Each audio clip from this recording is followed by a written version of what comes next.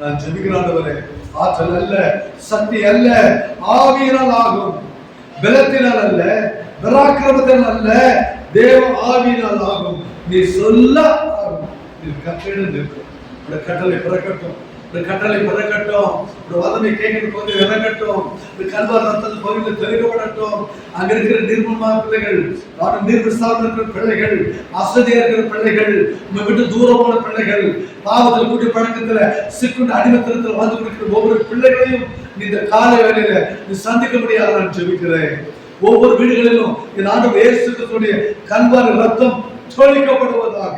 அக்கினி சம்பத்தில் மேக சம்பத்தில் எப்படி முன்பதாக பாதுகாத்தீங்களோ அதே போல கேட்கிற பகுதி மக்களை கர்த்தர் தொடும்படியாக ஜெபிக்கிறையா. அறியாமல் இருக்கிறாங்களப்பா, உங்களுக்கு தெரியாம இருக்காங்களே, இருளில் வந்திருக்கிறார்களே, இருட்டில் வந்து மக்களை கர்த்தர் வெளிச்சத்துக்குள்ள நீதான் விடுதலையாக கொண்டு வர வேண்டும் என்று சொல்லி மீண்டும் மீண்டும் அந்த கால வேளையில நான் ஜெபிக்கிறேன், துதிக்கிறேன், சொல்லிருக்கிறேன். மேடுதல் மக்களுக்காக போலீஸ் ஸ்டேஷன் சித்திருக்கிற அநேக 300-400 குழுக்கள் இருக்குது. ராஜாவின் குடும்பம் முதல் கொண்டு அனைத்து ஜாதி மக்கள் வாழ்கிற இடம், பாலமுகத்தில் வரைக்கும் ஊத்தாவூர் வரைக்கும் அநேக மக்கள் வாழ்ந்து கொண்டிருக்கிறாங்க. இங்கிருந்து அதே அறிக்கைட்டு ஜெபிக்கிறேன்.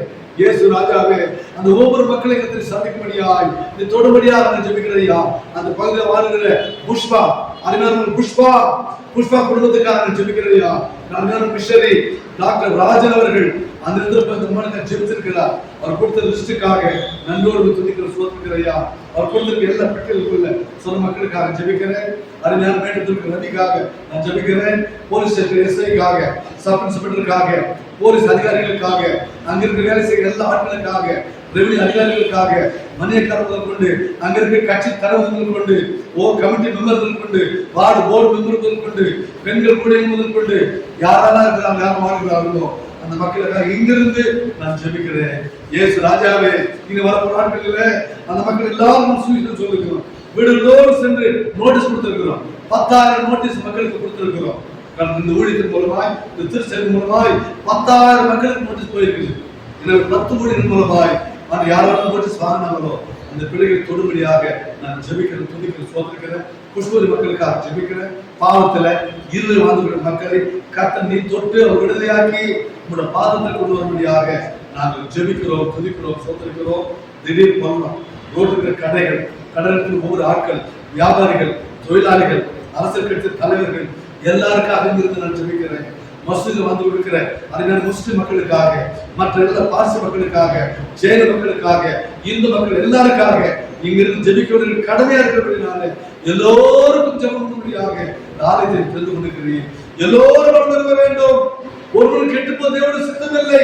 எல்லோரும் பரவராஜ் வந்து சேர வேண்டும். ஒருவனும் நடக்கிறது போவது சித்தம் இல்லை. ஆண்டவரே, ஒருவனும் பாதாளத்துக்கு போவது இவ்வளவு சித்தம் இல்லை. எல்லோரும் ரட்சிக்கப்பட வேண்டும் என்று சொல்லி நீடி பொறுமையுள்ளவராய் இன்றைக்கு வரை இருந்து கொண்டிருக்கிறீர். நீ பொறுமையோடு இந்த பிள்ளைகளுக்காக காத்துக் கொண்டிருக்கிறார். உணர்வின் ஆவி கொடுக்கக்கூடிய ஜெபிக்கிறையா, உணர்வின் ஆவி கொடுக்கக்கூடிய ஜெபிக்கிறையா.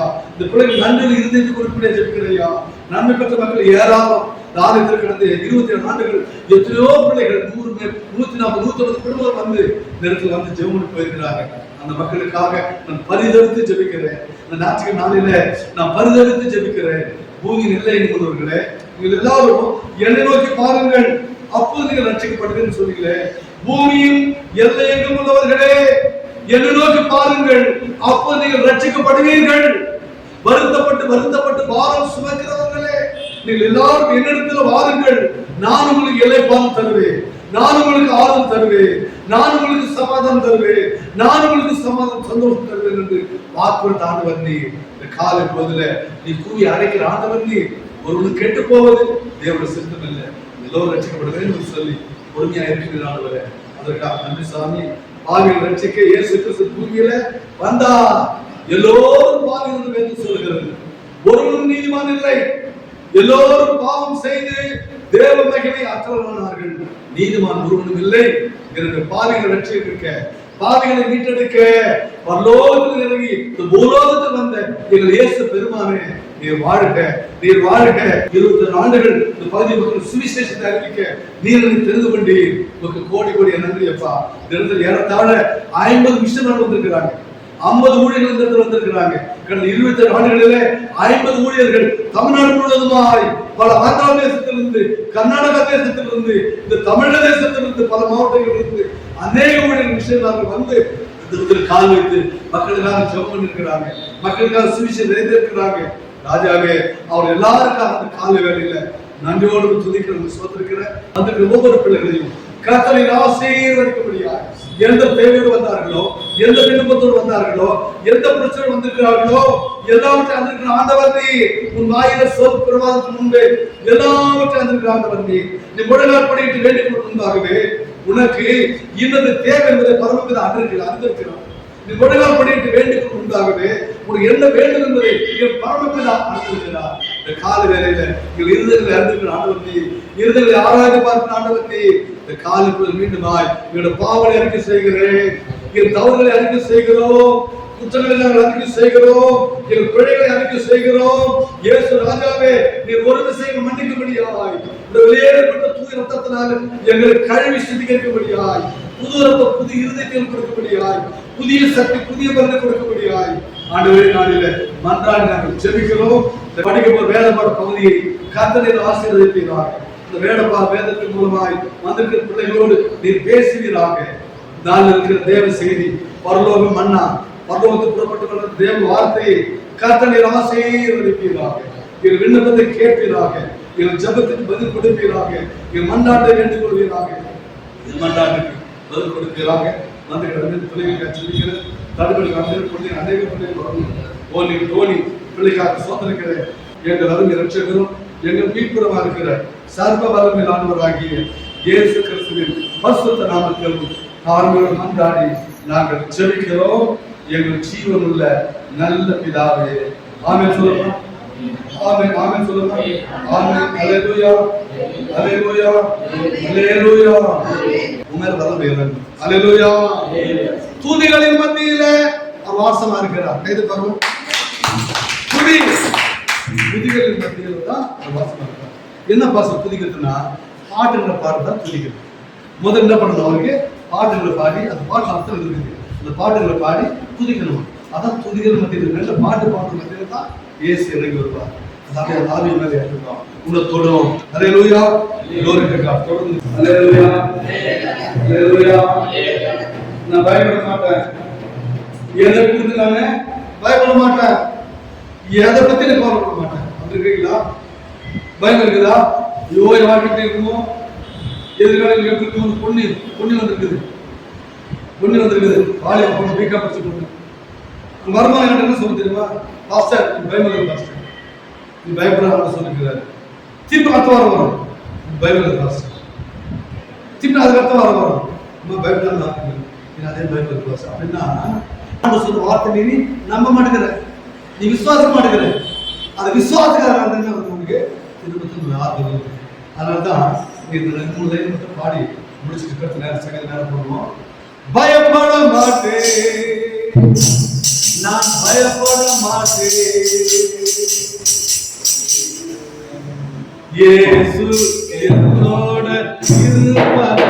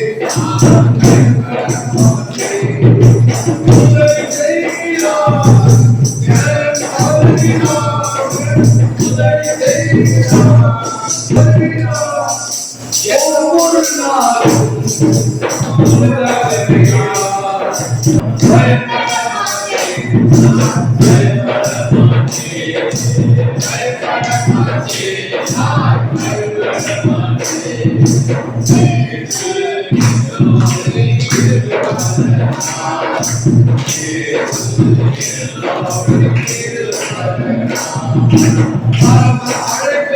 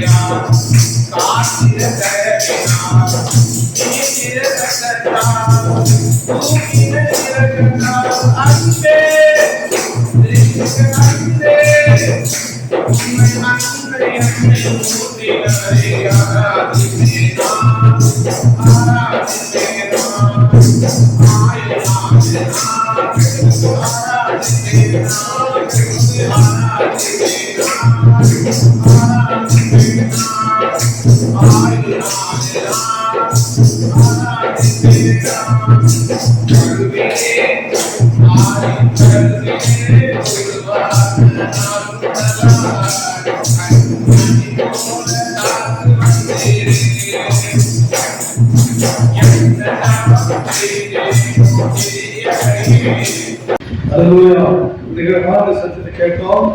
கடைசி காலத்துல பைபிள் சொல்லுது, நான்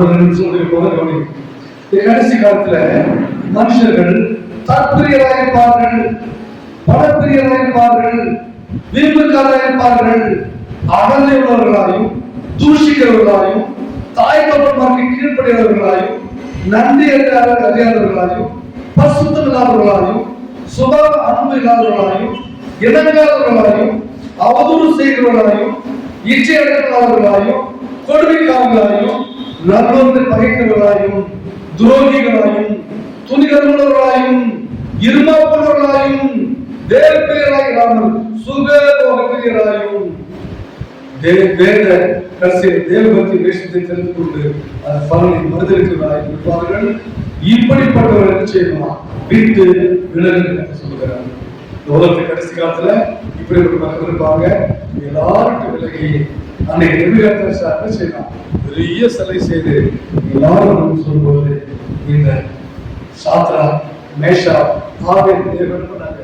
எங்க தேவனுடைய கருத்தை தவிர வேறு எந்த பொறுத்தலையும் நாங்கள் வணங்க மாட்டோம்.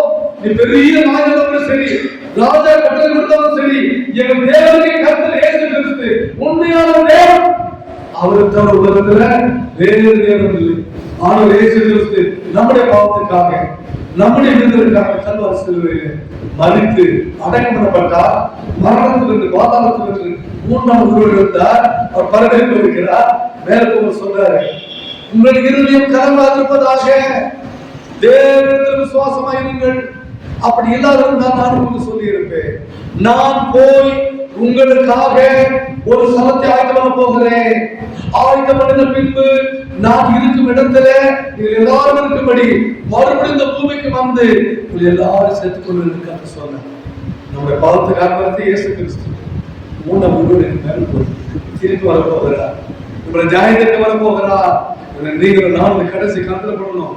ஆனால் இயேசு கிறிஸ்துவை கொடுத்து விட்டு விலகாம உங்களுடைய பாவத்தை அறிக்கை செய்து, உங்களுடைய தவறுகளை அறிக்கை செய்து, குற்றங்களை அறிக்கை செய்து மனம் தெரிவிக்கிற நாள் இந்த 40 நாட்கள் வெள்ளிக்கிழமை குற்றங்கள் வரும்போது நாளைக்கு ஏப்ரல் மாதம் 3ஆம் தேதி வருது நினைக்கிறேன். காரணம் பார்த்தா தெரியும். இந்த 40 நாட்கள்ல நம்ம எல்லாரும் என்ன செய்யணும்?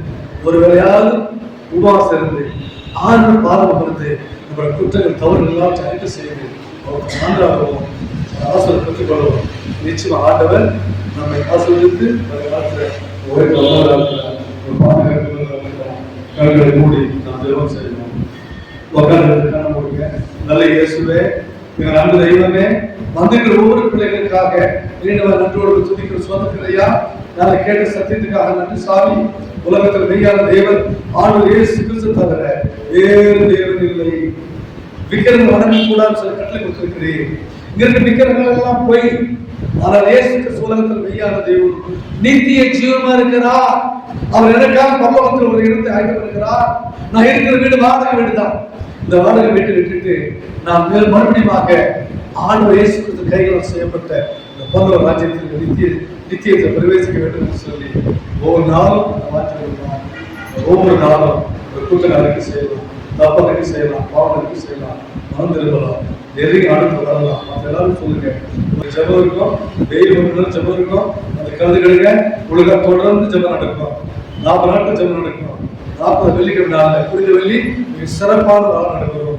இந்த இடத்துல 3 நாட்கள் ஸ்பெஷல் கூட்டம் நடக்கும். கர்த்தத்தானே நடக்க சபைகளை ஆசீர்வதிப்பாராக. மதுக்கு 100 ஆண்டு வயசுக்கு ஆசீர்வதிப்பாராக. அல்லேலூயா, அல்லேலூயா. ஆமென்.